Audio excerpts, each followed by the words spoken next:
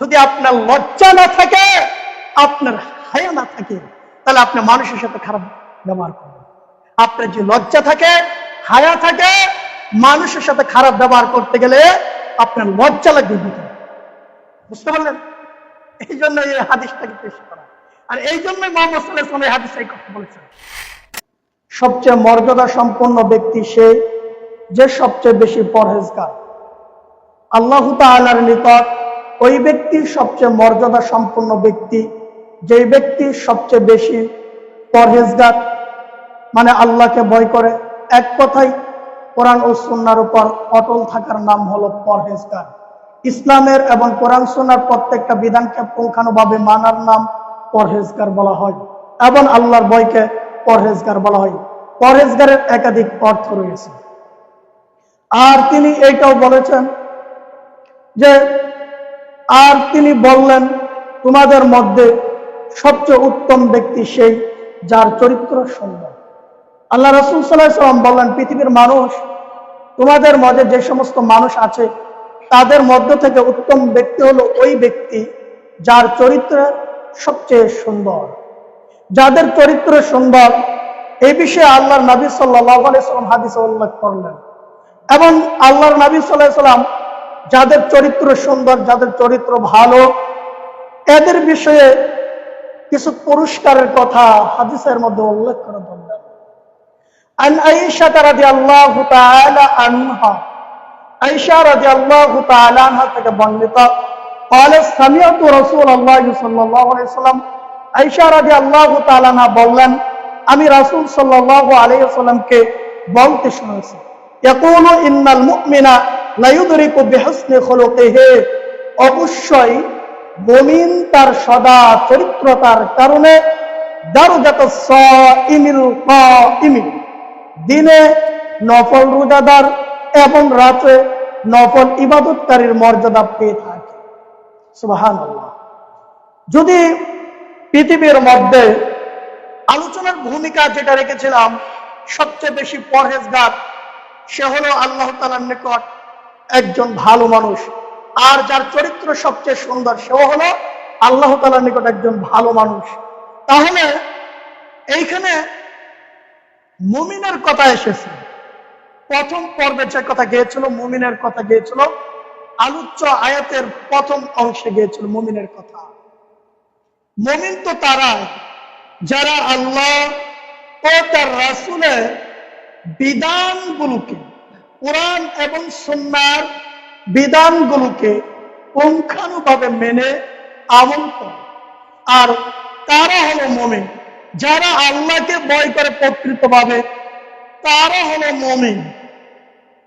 তাহলে অবশ্যই মুমিন তার সদা চরিত্রতার কারণে। এখন আপনার চরিত্র ভালো আছে, আপনি মুমিন না, কোনো ফায়দা হবে না। কারণ ইহুদির চরিত্র যদি ভালো থাকে, সে অমুসলিম, যার কারণে তার এই ভালো চরিত্র তার কোনো উপকারে আসে না। ইহুদি যদি দান করে, অমুসলিম যদি দান করে কোনো মসজিদ নির্মাণের ক্ষেত্রে বা কোনো মসজিদে বা কোনো মুসলিমকে দান সাদাকা করে, সেই অমুসলিম ব্যক্তি যতদিন পর্যন্ত মুসলিম না হবে ততদিন পর্যন্ত এই তার দান সাদাকার কোনো কাজ আসবে না। ঠিক তেমনই ভাবে পৃথিবীর মধ্যে মানুষ যতদিন মুমিন না হতে পারবে ততদিন সে যত ভালো আচরণ মানুষের সাথে করুক না কেন, তার কোনো মর্যাদা সে পাবে না আল্লাহর নিকট থেকে। দারজাতাস সাইমিল কাইমি, আর যখন মানুষ প্রকৃত মুমিন হবে, তখন যদি মানুষের সাথে ভালো আচরণ করে, তাহলে আল্লাহর নবী সাল্লাল্লাহু আলাইহি ওয়াসাল্লাম দুইটি উপহারের কথা বললেন। দারজাতাস সাইমিল কাইমি, দিনে নফল সিয়াম পালনকারী এবং রাতে নফল ইবাদতকারীর মর্যাদা পেয়ে থাকবে। একজন ব্যক্তি সারাদিন নফল সিয়াম রাখলো, ওই ব্যক্তি নফল সিয়াম রেখে যতটুকু নেকি অর্জন করলো আল্লাহর পক্ষ থেকে, আরেকজন ব্যক্তি একজন মানুষের সাথে ভালো আচরণ করছে, সে মুমিন, সেও আল্লাহর পক্ষ থেকে এতটুকু নেকি অর্জন করবে। বুঝতে পারলেন? একজন আবেদ সারা রাত্র আল্লাহর ইবাদত করে, নফল ইবাদত করে, ওই ব্যক্তি সারা রাত্র নফল ইবাদত করে আল্লাহর পক্ষ থেকে যতটুকু মর্যাদা পেয়ে থাকে, বা যতটুকু নিকি পায়, আরেকজন ব্যক্তি সারা রাত ইবাদত করে না, সে মানুষের সাথে ভালো আচরণ করে, ওই ব্যক্তি ভালো আচরণ করার কারণে ওই যে ব্যক্তি সারা রাত নফল ইবাদত করে যতটুক মর্যাদা পেলে, যতটুক নিকি পেল আল্লাহর পক্ষ থেকে, ওই ব্যক্তি ভালো আচরণ করে ততটুকু নিকি পেল। সুবহানাল্লাহ। এরপরে আসেন আল্লাহর নবী সাল্লাল্লাহু আলাইহি ওয়াসাল্লাম আরেকটি হাদিসে তিনটি কথা বলেছেন, এই সদা চরিত্রতার ভিতরে তিনটি কথা উল্লেখ করেছেন। তার মধ্যে একটি হলো, আর যে হাদিসটি পেশ করলাম এটা হলো আবু দাউদের হাদিস, 4800 সহিহ সূত্রে হাদিস বর্ণিত। আন আবি উমামাহ আল বাহিলি রাদিয়াল্লাহু তাআলা আনহু, আবি উমামা বাহিলি রাদিয়াল্লাহু তাআলা আনহু বললেন, ক্বালা ক্বালা রাসূলুল্লাহ সাল্লাল্লাহু আলাইহি ওয়াসাল্লাম, রাসূল সাল্লাল্লাহু আলাইহি ওয়াসাল্লাম বললেন, আনা যাইমুন বিবাইতিন ফি রাবাদিল জান্নাতি, আর আমি সেই ব্যক্তির জন্য জান্নাতের শেষ সীমানায় একটি ঘর দেওয়ার জামিন হচ্ছি, যে সত্যাসয় হওয়া সত্ত্বেও অবিবাদ বর্জন করে। আল্লাহর নবী বললেন, আমি সেই ব্যক্তির জন্য জান্নাতের শেষ সীমানায়, জান্নাতের শেষ স্তরে, শেষ সীমানায় একটি ঘর জামিন হচ্ছে, যে কোনো বিবাহ সত্যাসয় হওয়া সত্ত্বেও, মানে একজন ব্যক্তি আপনার সাথে ঝগড়া লেগেছে বা আপনাকে মেরেছে, কিন্তু ওই ব্যক্তি ধরেন বিচার বসানো হলো আপনাকে মারার পর, ধরেন আমাকে মারলো বা আমার মসজিদের কর্তৃপক্ষের উপরে হামলা করলো একজন, তখন মসজিদ কর্তৃপক্ষ বিচার বসালো, শালিক বসালো সমাজের ভিতরে, সমাজবাসীকে ডেকে শালিক বসানোর পরে সালিশের মধ্যে মসজিদ কর্তৃপক্ষের কোনো দোষ ছিল না, তাকে আমি মানলাম। আমি আপনাকে বুঝাচ্ছি সহজ ভাষা, আপনারা এইটা আসলেও নেগেটিভে নিয়েন না, পজিটিভে দেখেন বিষয়টা, কারণ আপনাকে বোঝানোর জন্য আমি বলছি। কেউ রাগ করবে না, যারা মসজিদ কর্তৃপক্ষ আছেন, সমাজবাসী আছেন, কেউ রাগ করবে না দয়া করে, কারণ বাইরে মানুষ দিয়ে মেসাল দিলে তারা কি ভাববে সেদিক চিন্তা করে আমি চাচ্ছি আমার কাছের যারা লোক আছে তাদেরকে দিয়ে মেসাল, যারা আমরা মসজিদ দায়িত্বশীল আছি তারা আমরা সেভাবে মেসাল দেওয়ার চেষ্টা করছি। আচ্ছা, এখন আমি মসজিদ কর্তৃপক্ষকে মারলাম, মসজিদ কর্তৃপক্ষ সমাজবাসী বা মাতাব্বরকে ডেকে বিচার বসালো, চেয়ারম্যান মহোদয়কে নিয়ে বিচার বসানোর পরে এখন মসজিদ কর্তৃপক্ষ বিচারের নিকট বলল যে আমাদের কোনো দোষ ছিল না, ইমাম সাহেব অযথা আমাদেরকে মেরেছে। এখন আমি বললাম না ওনাদের দোষ ছিল, ধরুন ওনাদের দোষ নাই তারপর মেরেছি, আর আমি দোষ করে নিলাম, ধরে নিলাম, তাহলে আমি দোষী ব্যক্তি। এখন যদি আমি বিচারে বলি যে না আমি দোষ করি না, এরা দোষ করেছে, তার নাম সত্যবাদিতা না, তার নাম সত্যাসয়ী নয়, তার নাম মিথ্যা। আর যদি বলি না আমারই দোষ, ওনারা নির্দোষ, তাহলে হলো এটা সঠিক।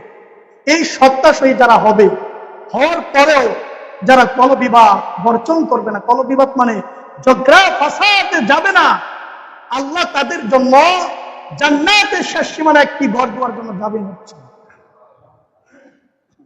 এরপরে আসুন হাদিসের দ্বিতীয় অংশে আল্লাহ নবী সাল্লাল্লাহু আলাইহি ওয়াসাল্লাম তিনটা স্তরে কথা বলছেন, জান্নাত তিনটা স্তর। লিমান তারাকাল মিরা ওয়া ইন কানা মুহিব্বান ওয়া বিবাইতিন ফি ওয়াসাতিল জান্নাতি, সেই ব্যক্তির জন্য আমি জান্নাতের মধ্যস্থলে একটি ঘর জামিন হচ্ছে, যে উপহার স্থলে মিথ্যা বলা বর্জন করে। একজন মানুষ রাত দিন 24 ঘন্টা মিথ্যা বলছে, যেমন সুদখোর মিথ্যা বলে। সুদখোর কিভাবে বলে? যদি তার কাছের মানুষ, পরিচিত মানুষ এবং তার ভাই তার নিকট টাকা চায়, তখন বলে আমার নিকট তো টাকা নেই। তখন যদি তার ভাই বলে একটু ব্যবস্থা করে দিয়েন, বলে যে ঠিক আছে দেখি, টাকা আমার কাছে নাই, আমি দেখি একটু খুঁজে। সুদখোরের চরিত্র বলছি আপনাকে, বাস্তব চিত্র এটা। আজ একদিন পরে সুদখোরের কামলাকে দিয়ে পাঠানো খবর, এই দিয়ে বলো অমুককে আসতে। সে আসতে বললো, আসলো, আয়েশা সালামটা জিজ্ঞাসা করলো, ভাই টাকার কথা বলেছিলাম, তাকে ব্যবস্থা হ্যাঁ হয়েছে, এটা তো আমার না, আমি আরেকজনের কাছ থেকে এনে দিয়েছি, তবে মাসে আমাকে 5,000 সব দিতে হবে। 1 লাখ দিলে যে মাসে 5,000 দিতে হবে, অত সব টাকা হলো তার। টাকা হলো কার? এই সুদখোরের টাকা। কিন্তু সুদখোর স্বীকার হলো না, সুদখোর মিথ্যা বললো। কেন? 2 টাকা সুদ পাওয়ার জন্য, 2 টাকা সুদ সঠিকভাবে যেন তার পকেটে আসে। আর যদি সে বলতো টাকাটা আমারই, আমার নিকটে আছে, নিয়ে যাও, তোমাকে কর্জা হাসানা দেওয়া হবে, তাহলে প্রতি টাকায় 18 নিকি হতো। 18, বুঝতে পারলেন? কর্জা হাসানা দিলে 18 নিক হবে প্রতি টাকায়। মোহাম্মদ সাল্লাল্লাহু আলাইহি ওয়াসাল্লাম এই কথা বলেছেন। তাহলে যদি সে উপহাস চলে, যদি মিথ্যা না বলে সত্য বলতো টাকাটা আমারই আছে, আপনি নিয়ে যান, আপনাকে দেওয়া হবে। আপনার অভাব অনটন চলে গেলে আপনি টাকা জোগাড় করে আবার দিয়ে দেবেন, শেষ। এখানে সুদের গ্রহণ না করতো, এই মিথ্যা না বলতো, তাহলে ওই ব্যক্তি জান্নাতের মধ্যস্থল একটা। যে ব্যক্তি উপহাস চলে মিথ্যা বলবে না, ব্যবসার ক্ষেত্রে মিথ্যা বলা যাবে না, কোন কাজে মিথ্যা বলা যাবে না। যদি মিথ্যা বলেন তাহলে জান্নাতের মধ্যস্থলে আপনার জন্য আল্লাহ নিজে ঘর দিবেন। আর যদি মিথ্যা না বলেন, সত্য বলেন, তাহলে জান্নাতের মধ্যস্থলে একটি ঘর আপনি পাবেন। এটা আপনার জন্য জামিন হচ্ছে আল্লাহর পক্ষ থেকে। এরপরে আসুন তৃতীয় অংশে যে কথা বললেন, সচ্চরিত্রতার কথা। লিমান তারাকাল কাযিবা ওয়া ইন কানা মাযিহাও ওয়া বিবাইতিন ফি আ'লাল জান্নাতি লিমান হাসুনা খুলুকুহু। আর সেই ব্যক্তির জন্য আমি জান্নাতের সবচেয়ে উঁচু জায়গায় একটি ঘরের জামিন হচ্ছি, যার চরিত্র সুন্দর। আগে 2টা গেল নিম্ন স্তরে, একটা গেল সবচেয়ে নিম্ন জায়গায়, মানে জান্নাতের সর্বনিম্ন স্তর, মানে শেষ সীমানা।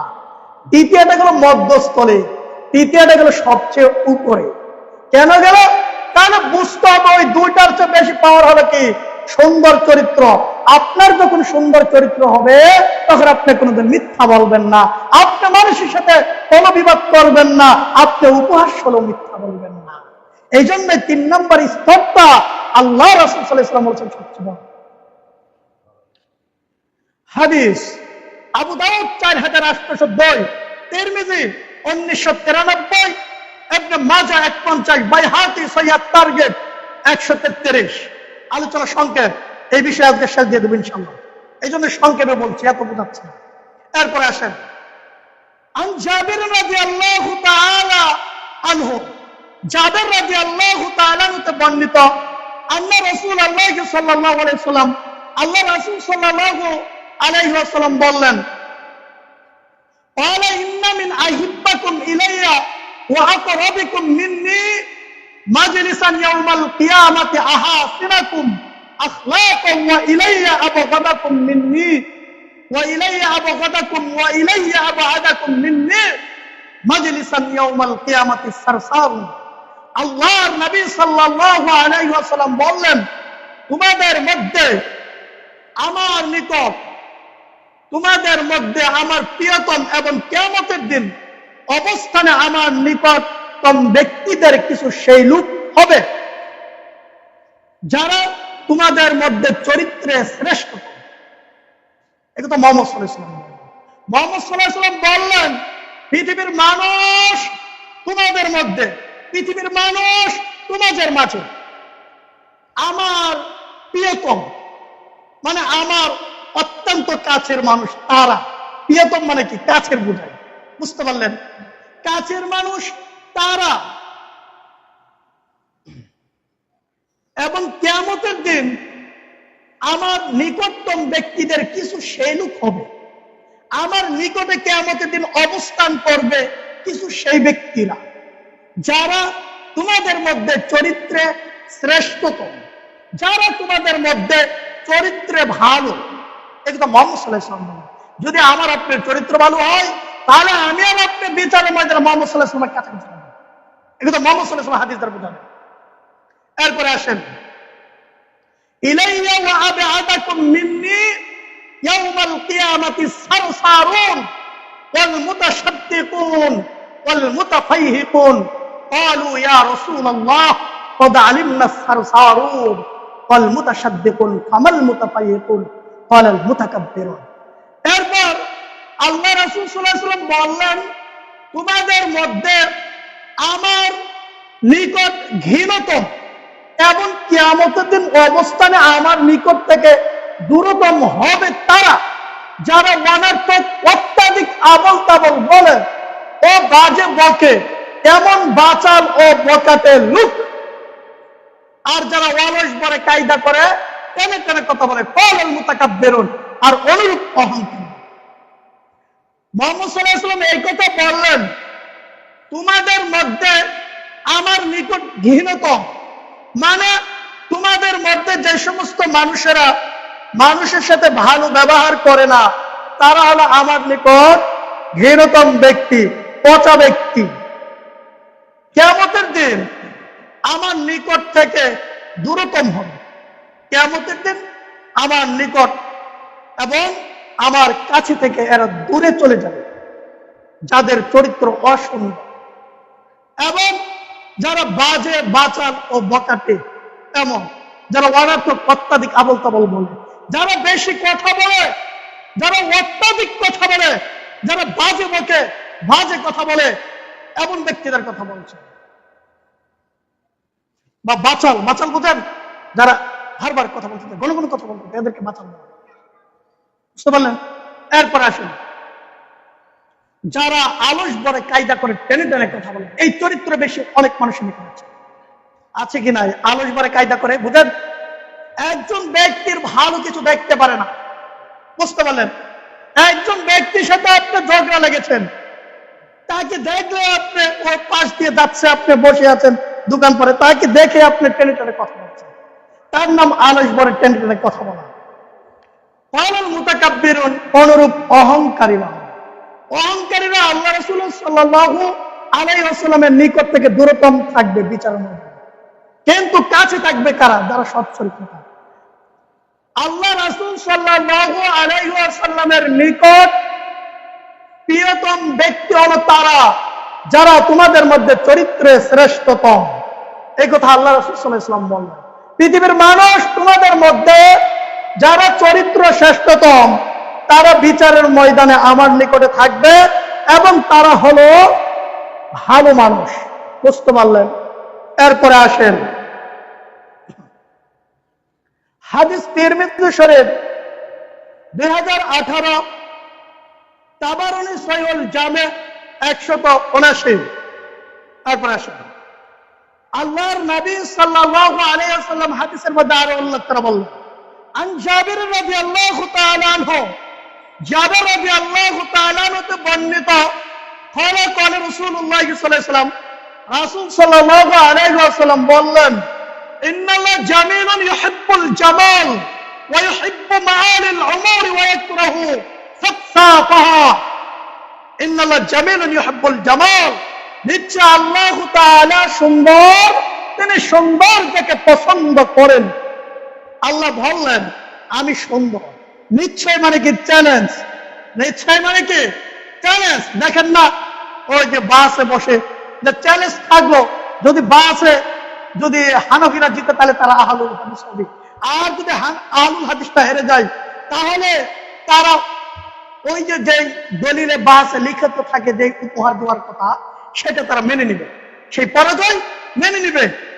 আর যদি হানাফিরা জিতে উপহার দিবে, আর হানাফিরা হেরে গেলে তাদের যে কথা আছে সেটা মেনে নিতে হবে। বুঝতে পারলেন? ঠিক এরকম।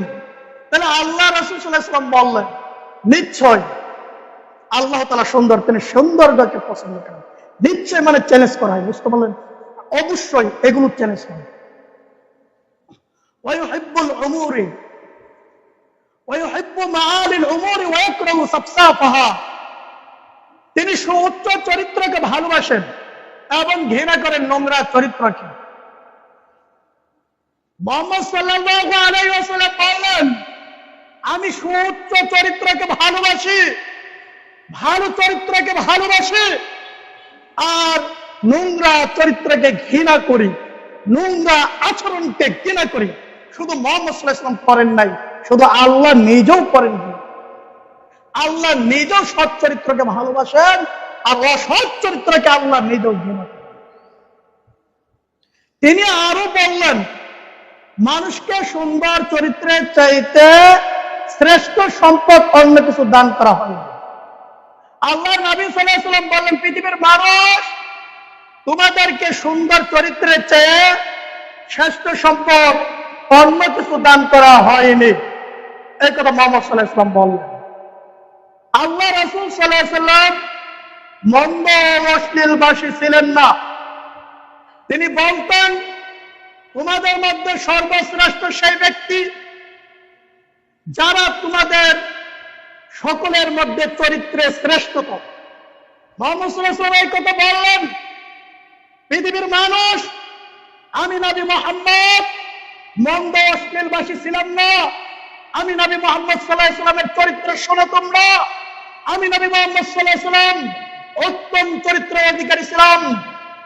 ওয়া ইন্নাকা আলা খুলুকিন আযীম, তুমি অবশ্যই মহান চরিত্রের অধিকারী। আল্লাহ সাক্ষ্য প্রদান করলেন, পৃথিবীর মানুষ মুহাম্মদ সাল্লাল্লাহু আলাইহি ওয়াসাল্লাম পৃথিবীর মধ্যে সমস্ত মানুষের মধ্যে শ্রেষ্ঠতম চরিত্রের অধিকারী ছিলেন মুহাম্মদ সাল্লাল্লাহু আলাইহি ওয়াসাল্লাম। আলোচনা ক্লিয়ার বোঝা যাচ্ছে? ক্লিয়ার বোঝা যাচ্ছে? এরপরে আসুন, তাহলে আল্লাহ রাসূল সাল্লাল্লাহু আলাইহি ওয়াসাল্লাম যদি মানুষের সাথে ভালো আচরণ করেন, পৃথিবীর মানুষ আমাদেরকে জেনে রাখতে হবে, যদি আমরা জান্নাতে যেতে চাই তাহলে মানুষের সাথে ভালো ব্যবহার করতে হবে। হজ করে জান্নাত কিনে যাই না, দান করে জান্নাত কিনে যাই না, মসজিদ নির্মাণ করে দিয়ে জান্নাতে যাওয়া যায় না, সালাত আদায় করে জান্নাতে যাওয়া যায় না, সিয়াম রেখে জান্নাতে যাওয়া যায় না। যদি আপনার ভিতরে ঈমান থাকে, তাকওয়া থাকে, তাহলে আপনি জান্নাতে যেতে পারবেন। এরপরে হলো বাকি অপশনগুলো। জান্নাতে যাওয়া যাবে, আপনি সবই করলেন, হজ করলেন, দানও করলেন, আপনি মসজিদে নির্মাণ করে দিলেন, আপনার চরিত্র ভালো না, কি করে আপনি জান্নাতে যাবেন বলেন? কি করে আপনি জান্নাতের আশা করেন? আশা করা যাবে না। কারণ এই জন্য যাবে না, ত্রুটি তো নিজের ভিতরে, ত্রুটি আগে বদলাতে হবে, এরপর আশা করতে হবে আল্লাহর নিকট। কারণ আপনার ব্যবহারে, আপনার কথাই যদি কোন একজন ব্যক্তি কষ্ট পায়, ওই ব্যক্তির নিকট থেকে যতক্ষণ পর্যন্ত ক্ষমা না চেয়ে নিবেন, ততক্ষণ পর্যন্ত জান্নাতের আশা করা যায়। বুঝতে পারলেন? এই জন্য বললাম, হজ করে জান্নাতে যাবেন না, মসজিদ করে দিয়ে জান্নাতে যাওয়া যাবে না, দান করে দিয়ে জান্নাতে যাওয়া যাবে না, সালাত আদায় করে যাওয়া যাবে না। কারণ ব্যবহার ভালো থাকতে হবে, আল্লাহ রাসূলের যেরকম ব্যবহার ছিল এরকম থাকতে হবে। একজন মানুষ আপনার ক্ষতি করেছে, এরপর ওর ক্ষতি আপনি করিয়েন না, এরপর আপনার সাথে ভালো ব্যবহার করবেন। আপনাকে মেরেছে, এরপর ভালো ব্যবহার করবেন। এরপর আসুন, হাদিস রয়েছে তাবারানী আওসাত ৬৯০৬, সহিহুল জামে ১৭৪৩, তাবারানী সহিহুল জামে ১৯৭৭, বুখারী ৬৩৫, মুসলিম ২৩২১। এরপর আসুন, আনাস রাদিয়াল্লাহু তাআলা আনহু, আনাস রাদিয়াল্লাহু তাআলা বর্ণিত, আন্নান নবী সাল্লাল্লাহু আলাইহি ওয়াসাল্লাম, আল্লাহ রাসূল সাল্লাল্লাহু আলাইহি ওয়াসাল্লাম বললেন, ক্বালা ইন্না লিকুল্লি দীনিন খুলুকান ওয়া খুলুকুল ইসলামিল হায়া। আল্লাহ রাসূল সাল্লাল্লাহু আলাইহি ওয়াসাল্লাম বললেন, প্রত্যেক ধর্মের সচ্চরিত্রতা আছে, ইসলামের সচ্চরিত্রতা হলো লজ্জাশীলতা। কেন আল্লাহ রাসূল এই কথা বললেন? ইহুদিদের ধর্মের মধ্যে সচ্চরিত্রতা আছে, ও মুসলিমের ধর্মের মধ্যে সচ্চরিত্রতা আছে, ইসলামের সচ্চরিত্রতা হলো লজ্জাশীলতা। এতক্ষণ আপনি বলতে পারেন, হুজুর পূর্বে যে আপনি বললেন সদাচরণ, ভালো আচরণ করতে, এখন আবার বলতেছেন সচ্চরিত্রতা হলো লজ্জাশীলতা। হ্যাঁ, এই কথাই সঠিক। কারণ মুহাম্মদ সাল্লাল্লাহু আলাইহি ওয়াসাল্লাম বলেছেন, এই জন্যই বলেছেন এই কথা, যদি আপনার লজ্জা না থাকে, আপনার হায়া না থাকে, তাহলে আপনি মানুষের সাথে খারাপ ব্যবহার করবেন। আপনার যে লজ্জা থাকে, হায়া থাকে, মানুষের সাথে খারাপ ব্যবহার করতে গেলে আপনার লজ্জা লাগবে ভিতরে। বুঝতে পারলেন? এই জন্য এই হাদিসটাকে পেশ করা, আর এই জন্যই মুহাম্মদ সাল্লাল্লাহু আলাইহি ওয়াসাল্লাম এই হাদিসে এই কথা বলেছেন। এরপরে আসুন, আল্লাহর নবী সাল্লাল্লাহু আলাইহি ওয়াসাল্লাম এই কথা যা বললেন, প্রত্যেক ধর্মের সচ্চরিত্রতা আছে, ইসলামের সচ্চরিত্রতা হলো লজ্জাশীলতা। তাহলে আমাদের প্রত্যেককে লজ্জাশীলতা হবে। কারণ যদি আমরা লজ্জাশীলতা হয়, তাহলে আমরা মানুষের সাথে খারাপ আচরণ করতে গেলে লজ্জাবোধ করব। একজন ভালো মানুষের সাথে খারাপ আচরণ করতে গেলে লজ্জাবোধ করব। আজকে তাকিয়ে দেখেন, সমাজের দিকে তাকিয়ে দেখেন, দেশের দিকে তাকিয়ে দেখেন, যে মানুষের সাথে মানুষ ভালো আচরণ করে, করে না। এদিক সেদিক হলেই ঝগড়া ফাসাদ, বিচার, মামলা, মোকদ্দমা জড়িয়ে যাচ্ছে। আজকে যদি লজ্জা থাকতো মানুষের, তাহলে মানুষ এগুলো করতে পারত। লজ্জা নাই বিদায় তো ভালো আচরণ করতে পারে না। লজ্জা থাকলে তো মানুষের সাথে ভালো আচরণ করতে পারে। আরো জায়গায় নিয়ে যায়, সমাজের মধ্যে নেতাকে বলেন তো দেখে, একটা প্রশ্ন আমার, নেতাকে বলেন তো, বলেন, প্রশ্ন উত্তরটা দেন। কেন করলাম প্রশ্নটা সেটা আপনাকে বলছি, রাগ করবেন, বোঝানোর জন্য করছি।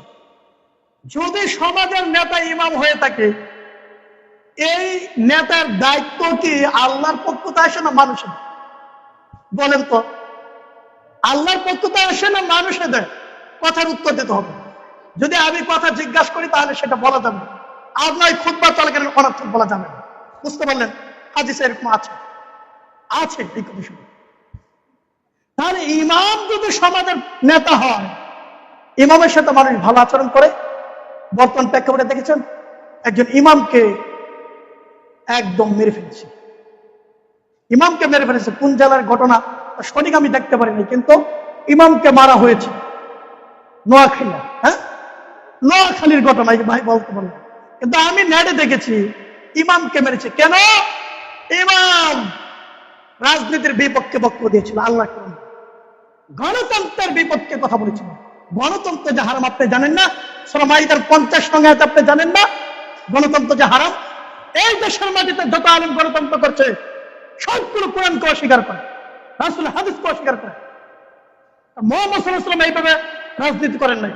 মুহাম্মদ সাল্লাল্লাহু আলাইহি ওয়াসাল্লাম রাজনীতি করেছেন কিভাবে? আল্লাহর আদর্শ দিয়ে, আল্লাহর হুকুমে রাজনীতি করেছেন মুহাম্মদ সাল্লাল্লাহু আলাইহি ওয়াসাল্লাম। তাহলে আমরা যে রাজনীতি করি এটা হলো গণতন্ত্র, আর গণতন্ত্রের কামই হলো মানুষের সাথে বিবাদ সৃষ্টি করবে। গণতন্ত্রের কাম হলো মাথা ফাটাফাটি করা, গণতন্ত্রের কাম হলো মারধর করা, গণতন্ত্রের কাম হলো ছবি একটা কাজে নিয়ে ঘুরে ঘুরে বলা, মিছিলে যাওয়া, ঢোল পিটানি করা যে আমার ভাই তোমার ভাই অমুক ভাই, অমুক ভাই চরিত্র ভালো। আর ব্যাঠা, তোমার নেতার চরিত্র কি হোক করে ভালো হতে পারে? তুমি কেন এই সাক্ষ্য দিচ্ছ? মিথ্যা সাক্ষ্য কথা। তুমি এই সাক্ষ্য দাও যে আমার আপনার সর্বশ্রেষ্ঠ নবী, পৃথিবীর মধ্যে সবচেয়ে নবী, সর্বশ্রেষ্ঠ নবী মুহাম্মদ সাল্লাল্লাহু আলাইহি ওয়াসাল্লামের চরিত্র সবচেয়ে ভালো। এই সাক্ষ্য প্রদান করতে হবে। কেন তোমার একটু উপকার আসবে, নিকু হবে। আর তুমি যে নেতার চরিত্র নিয়ে কথা বলছো, ও তো দিনে রাতে 40 বার সিগারেট খাচ্ছে, ও তো সারাতে দেখবেন ও তো দাঁড়িয়ে রাখে, ও তো পচা রাজনীতি করে। সম্মানিত উপস্থিতি, বোঝানোর জন্য বললাম, মানে আলেমদের সাথে খারাপ ব্যবহার করে, এখনো করে। ওয়াজ মাহফিলে দেখেন না, মাইক গুলো এইভাবে সরে নিয়ে যায়। কোরআন সঠিক কথা বললে নিয়ে যায়। সঠিক কথাকে অন্যের জন্য আত্মসাৎ করা যাবে না। সুদের বিপক্ষে বললে ইমাম টিকবে না, হালাল হারামের বিপক্ষে বলে ইমামের চাকরি নেই। কেন? দেশ কি মগের মূল্য? এত পারেন আপনি একজনে খুতবা দেন না কেন? যারা এই সমস্ত কাজ করেন তাদেরকে তীব্র নিন্দা জানাই যে আপনি এত পারেন একদিন 5 ওয়াক্ত সালাত আদায় করেন, দেখি বেশি কেন পারেন আপনি? এত পারেন আপনি একজনে খুতবা দেন তো দেখি মেম্বারে দাঁড়িয়ে, এত পারেন আপনি? তাহলে ইমাম কেন রাখা হবে? ইমামকে কেন মাস শেষে 10,000-12,000 টাকা দিতে হবে? কেন দিতে হবে? আপনি মসজিদ চালান, ইমামের প্রয়োজন। কিন্তু আমাদের এখানে করে নাই। কিন্তু এইগুলো বলতে হয় কেন জানেন?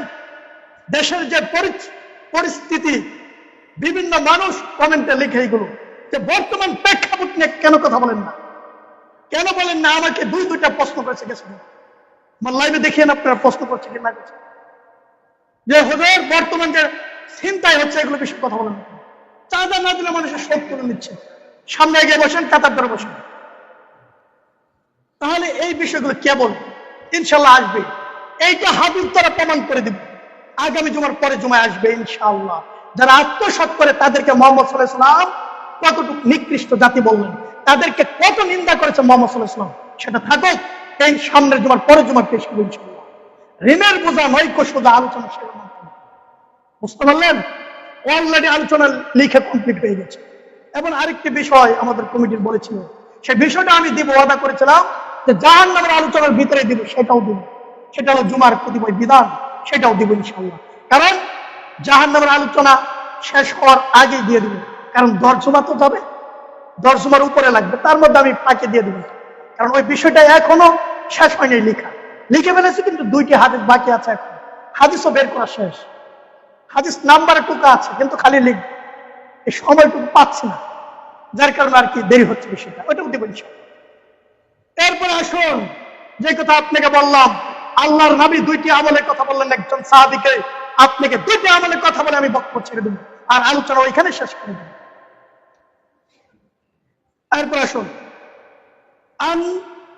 আনাস ইবনে মালিক রাদিয়াল্লাহু তাআলা আনহু, আনাস ইবনে মালিক রাদিয়াল্লাহু তাআলা থেকে বর্ণিত, আর রাসূলুল্লাহ সাল্লাল্লাহু আলাইহি ওয়াসাল্লাম, আল্লাহ রাসূল সাল্লাল্লাহু আলাইহি ওয়াসাল্লাম বললেন, মুহাম্মদ সাল্লাল্লাহু আলাইহি ওয়াসাল্লাম বললেন, قال يا أبا ذر ألا أدلك على خصلتين هما أخف على الظهر وأثقل في الميزان من غيرهما। মুহাম্মদ সাল্লাল্লাহু আলাইহি ওয়াসাল্লাম আনাস ইবনে মালিক রাদিয়াল্লাহু তাআলা থেকে বর্ণিত, আল্লাহ রাসূল সাল্লাল্লাহু আলাইহি ওয়াসাল্লাম আবু যার রাদিয়াল্লাহু তাআলা আনহুর সাথে সাক্ষাৎ করে বললেন, হে আবু যার, আমি তোমাকে এমন দুইটি আচরণের কথা বলে দিব নাকি? আল্লাহ রাসূল সাল্লাল্লাহু আলাইহি ওয়াসাল্লাম আবু যারকে প্রশ্ন করে, আবু যারের নিকট প্রশ্ন রাখলেন, হে আবু যার, আমি তোমাকে এমন দুইটি আচরণের কথা বলে দিব নাকি? আবু যার কি উত্তর দিলেন? এর আগে আমলের কথাটা নিয়ে আসছে, এরপরে আবু যারের উত্তর সঠিকভাবে দিয়েছেন আল্লাহ রাসূল সাল্লাল্লাহু আলাইহি ওয়াসাল্লাম। এরপর আসুন, হুমা খাফফু আলা যহরি ওয়াসকালু ফিল মিজানি মিন গায়রিহিমা। আল্লাহ রাসূল সাল্লাল্লাহু আলাইহি ওয়াসাল্লাম বললেন, যা কার্য ক্ষেত্রে অতি সহজ এবং মিজানের পাল্লায়, মানে মিজানে অন্যান্য আমলের তুলনায় অধিক ভারী। সম্মানিত মুসল্লি সাহাবান, আপনারা কাতার ধরে বসেন, তাহলে পিছনে জায়গা হচ্ছে না, আশা করে যে জায়গা ফিল আপ করে দিন। আপনারা একটু কাতার ধরে বসেন সুন্দর হয়ে, পিছনে যারা বসতে পারছেন না তাদেরকে সুযোগ করুন, মেহেরবানি করে একটু সুযোগ করুন। আর যারা বারান্দায় আছেন তারা দয়া করে সামনের কাতার আগে ফিল আপ করেন, এরপরে পিছনের কাতারগুলো ফিল আপ করেন ইনশাআল্লাহ। যা কার্য ক্ষেত্রে অতি সহজ এবং মিজানের পাল্লায় অন্যান্য আমলের তুলনায় অধিক ভারী। পৃথিবীর মধ্যে যত আমল আছে সমস্ত আমলের চেয়ে শ্রেষ্ঠ ভারী আমল এই কথা মুহাম্মদ সাল্লাল্লাহু আলাইহি ওয়াসাল্লাম বললেন। তাহলে সেটা আমল কি তা একটু জানা যাক, ঠিক আছে? আমলটা একটু জানেন, আমলটা করিয়েন ইনশাআল্লাহ, করবেন তো ইনশাআল্লাহ। আমল জানার পরে পত্র আলোচনা থেকে দুইটি আমল পাওয়া গিয়েছে, আমল করবেন ইনশাআল্লাহ। এরপর আল্লাহ নবী সাল্লাল্লাহু আলাইহি ওয়াসাল্লাম বললেন, قلت بلى قال طول الصمت وحسن الخلق وطول الصمت فوالذين وطول الصمت وحسن الخلق। আবু যার রাদিয়াল্লাহু তাআলা বললেন, অবশ্যই হে আল্লাহ রাসূল সাল্লাল্লাহু আলাইহি ওয়াসাল্লাম আপনি বলুন। আবু যার আল্লাহ রাসূলকে বললেন, অবশ্যই আল্লাহ রাসূল আপনি বলুন। তিনি বললেন, তুমি সৎ চরিত্রতা ও দীর্ঘ নীরবতা অবলম্বন করো, অর্থাৎ তোমার চরিত্র সুন্দর হোক ও তুমি কথা খুবই কম বলো।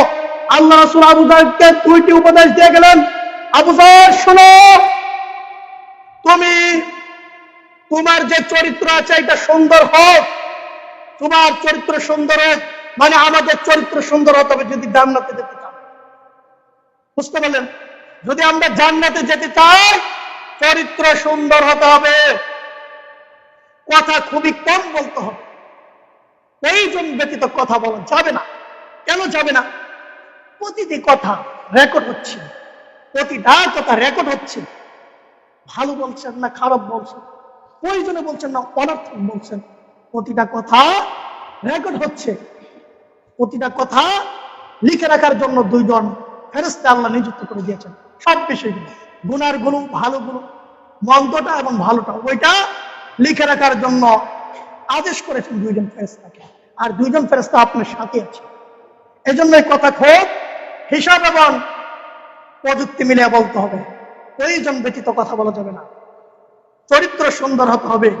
এরপর বলেন, অর্থাৎ তোমার চরিত্র সুন্দর হোক, তুমি কথা খুবই কম বলো, কারণ যার চরিত্র সুন্দর তাকে ওই যে জান্নাতের একটা স্তর দিবেন, সবচেয়ে বড় স্তর সেটা দিবেন।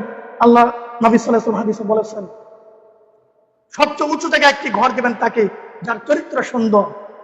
আর যার চরিত্র সুন্দর আরো দুইটা পুরস্কারের কথা গিয়েছে শুরুতে, সেটা হলো দিনে নফল রোজা যে ব্যক্তি রাখে ওই ব্যক্তির সমপরিমাণ মর্যাদা বা নেকি পেয়ে থাকে, আর রাতে যে নফল ইবাদত করে ওই ব্যক্তির সমপরিমাণ নেকি এবং মর্যাদা পেয়ে থাকে। তো মুহাম্মদ সাল্লাল্লাহু আলাইহি ওয়াসাল্লাম চারটিখানি কথা।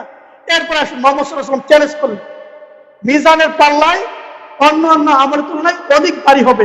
এটা মোহাম্মদ সাল্লাল্লাহু আলাইহি ওয়াসাল্লাম বললেন। কেন বললেন? মোহাম্মদ সাল্লাল্লাহু আলাইহি ওয়াসাল্লাম হাদিসে একটু চ্যালেঞ্জ করে বললেন, হাওয়াল্লাযী নাফসু মুহাম্মাদিন বিয়াদিহি মা আমিলাল খালায়েকু বিমিসলিহা। কারণ সেই সত্তার শপথ, আবু যারকে বললেন, হে আবু যার শুনো, সেই সত্তার শপথ যার হাতে আমার প্রাণ আছে, সারা সৃষ্টিদ্বয় কোন আমলই করেনি। সারা সৃষ্টিদ্বয় এরকম কোন আমলই করে না। মানে পৃথিবীর মধ্যে যত আমল আছে সমস্ত আমলের নিকে যদি এক পাল্লায় রাখা হয়, আর সৎ চরিত্রতা ও দীর্ঘ নীরবতার যদি নিকে এক পাল্লায় রাখা হয়, তাহলে সৎ চরিত্রতা এবং দীর্ঘ নীরবতার নিকে সবচেয়ে বেশি ভারী হবে। একদম মুহাম্মদ সাল্লাল্লাহু আলাইহি ওয়াসাল্লাম বললেন, তার শপথ করে বললেন, কারণ সেই সত্তার শপথ, আল্লাহর শপথ করে বলে গেছেন মুহাম্মদ সাল্লাল্লাহু আলাইহি ওয়াসাল্লাম। বুঝতে পারলেন? মুহাম্মদ সাল্লাল্লাহু আলাইহি ওয়াসাল্লাম বলে গেছেন এই কথা আল্লাহর শপথ করে। তাহলে আপনি এখন পাবেন, সাধারণ মানুষের সাথে করবেন কি না করবেন সেটা আপনার ব্যক্তিগত ব্যাপার। তবে ইমাম হিসাবে আমার দায়িত্ব যেটা, আপনাকে আমি সঠিক বার্তাটা পৌঁছে দিলাম, সঠিক বিষয়টা আপনাকে বলে দিলাম। কারণ আপনি দীর্ঘ নীরবতা থাকবেন, মানুষের সাথে অনার্থক ঝগড়া ফাসাদে লিপ্ত হবেন না। একজন এক কথা বলেছে, আপনি শুনেও না আসলে চলে আসুন, দরকার নেই। আপনাকে একজন মেরেছে, হ্যাঁ মেরে চলে যাবে, গাছে চলে কোন পর্যন্ত যাবে? মালিক তো দেখেছে, মালিক তো বিচারের ময়দান ছাড়বে। মালিক ছাড়বে? আপনাকে মেরেছে, মালিক তো দেখেছে, বিচারের ময়দান মালিকই বিচার করবেন। আপনার বলতে আপনি মানুষের সাথে খারাপ আচরণ বলছেন, অনেক মানুষ আছে বলে এর মতন খারাপ মানুষের জগতে নেই, এই ব্যক্তিরা কথাটা শুনলে ব্যবস্থা করেন। কিছু লোক আছে বলেন আমাদের সমাজের দেশে, বলে কেন বলে? ওর চরিত্র যে খারাপ, এই জন্য বলে এই ব্যক্তির আওয়াজটা শুনলে ব্যবস্থা করেন। আছে এরকম মানুষ। তাহলে আমরা সবাই আজ থেকে মানুষের সাথে ভালো আচরণ করব, কোন দিন মৃত্যুর এক পর্যন্ত খারাপ আচরণ করবো না, এবং দীর্ঘ নীরবতা অবলম্বন করব। দলিল আপনাকে দিয়ে দিই, না তো বলবেন যে হাদিস পেশ করলেন এর দলিলটাকে, কারণ হাদিসে তো শক্তিশালী কথা। তাহলে দলিল হলো আবু দাউদে পাবেন হাদিস, এরপর তিরমিজি পাবেন। তিরমিজিতে যেটা আছে 1993 এর কথাও আছে। এরপরে আপনি পাবেন এই হাদিসটাকে তাবারানী, এরপরে সহিহুল জামে, এরপরে সিলসিলা সহিহাতে পাবেন 1938 শুআবুল ঈমান 1938। বুঝতে পারলেন? শক্তিশালী কথা, হাদিস সহিহ, মুহাম্মদ সাল্লাল্লাহু আলাইহি ওয়াসাল্লাম বলে গেছেন। এই জন্য সম্মানিত উপস্থিতি, যে বিষয় দীর্ঘ 2 জুমা চললো, মাঝখানে 1 জুমা অফ দিয়ে, কিন্তু বিষয়টি আজকে এখানে সমাপ্ত করা হলো। এই বিষয় বক্তব্য আগামী 10 বছর আসবে। 10 বছর আপনি পাবেন এই মসজিদ, অন্য মসজিদে গেলেও 10 বছর আলোচনা পাবেন। আপনি পাবেন ইউটিউবে sound of Islam, sound of Islam, ইউটিউবে লিখে চার্জ দিবেন। আগামীকাল সন্ধ্যা 5:45 পাবেন ইউটিউব আলোচনা। প্রতি জুমা সন্ধ্যা 6টা, শনিবার সন্ধ্যা 6টা না 5:45, সন্ধ্যা 5:45 আপনি ইউটিউবে জুমার পর্ব পেয়ে যাবেন। আর লাইভ তো প্রতি জুমা আছে, লাইভে পেয়ে যাবেন সবসময়।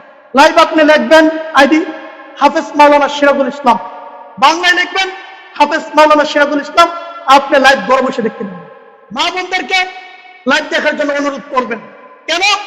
মা বোনেরা কোরআন হাদিসের কথা শুনতে পাই না। কেন পাই না? আমাদের এখানে ব্যবস্থা নেই। যদি সমাজবাসী আমরা সকলে উদ্যোগ নেই, 1000 করে হলেও টাকা দেই, তাহলে মনে হয় না যে উপরে মা বোনদের ব্যবস্থা করা বাকি থাকবে। আপনারা যত সম্ভব সমাজবাসী এবং সমাজের বাইরে যারা আছেন, এই ছাদের কাজ যখন ধরবে, আমি থাকি বলো না থাকি, মা বোনদের নামাজখানা যখন কাজ ধরবে, অন্তত পক্ষে নিচের পক্ষে 1000 করে টাকা দেবে। ইনশাআল্লাহ এটা আমার দাবি থাকবো আপনাদের দিকে। যতদিন আমার রিজিক আছে অত্যন্ত আমি থাকবো। আর আশা করছি সমাজবাসীর নিকট এবং কর্তৃপক্ষ যারা আছেন সকলের নিকট বিনীত আহ্বান থাকলো, রমাদানের আগে হলো এটা ক্লিয়ার করবে। কারণ যেন রমাদানে আমাদের মা বোনেরা সবচেয়ে বেশি ইবাদত করেন একজন পুরুষের চেয়ে বেশি ইবাদত করে ওনারা। কেন জানেন? একজন পুরুষ আজকে এসেছে তারাবি সালাতে, কালকে আসবে না। আজকে সিয়াম রেখেছে, সে 2 দিন রাখবে না। কিন্তু মা বোনের হলে সিয়াম ছেড়ে দেয় না, তারাবি সালাত ছেড়ে দেয় না। আপনারা সেই কাজটা অবশ্যই করবেন।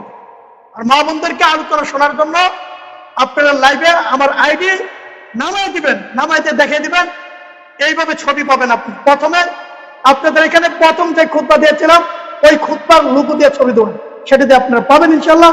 আর ইউটিউবে সম্পূর্ণ আলোচনা সন্ধ্যা 5:45 প্রতি শনিবার আমার নাম দিয়ে চার্জ দিবেন, পেয়ে যাবেন। শেখ হাফেজ মাওলানা সিরাজুল ইসলাম বিন শহীদুল্লাহ ব্রিগেডের 3 লিখে চার্জ দিবেন। যদি কারো প্রয়োজন লাগে ভিজিটিং কার্ড আছে, নিয়ে যেতে পারেন, কোনো সমস্যা নেই ইনশাআল্লাহ। যতটুকু বক্তব্য পেশ করলাম, আল্লাহ রাব্বুল আলামিন যেন উক্ত বক্তব্যের উপর সর্বপ্রথম আমাকে যেন আমল করার মতন তৌফিক এনায়েত করে দেন এবং আপনাদের সকলকে আমল করার মতন তৌফিক এনায়েত করে দেন। নাসরুম মিনাল্লাহি ওয়া ফাতহুন করিব ওয়া বাশশিরিল মুমিনিন।